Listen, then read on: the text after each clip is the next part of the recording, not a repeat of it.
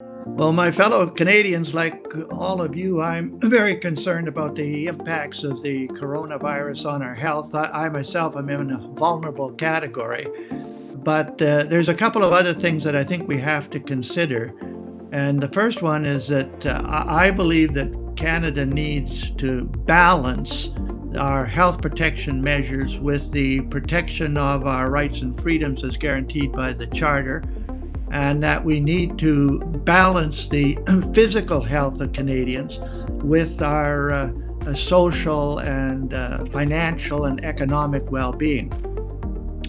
I also do not believe there are any circumstances, emergencies or not, in which you shut down major components of your economy or that you lock down your democratic institutions such as the Parliament or the legislatures.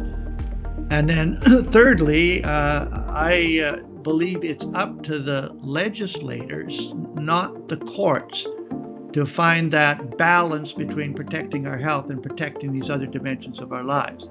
And I therefore sent an open letter to the Minister of Justice, the Federal Minister of Justice, and members of the Standing Committee on Justice and Human Rights in the House of Commons, requesting the government, the Parliament and the Cabinet, not the courts, to do four things that would help achieve that balance.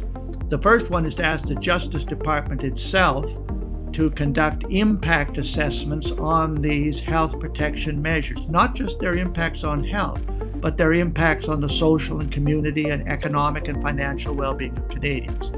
Secondly, I've asked the Finance Department and the Resource Departments and Economic Development Department to table legislation that would require economic impact assessments to be done for every major health and environmental protection measure, again, so that the government has the tools to achieve balance between these equally important things.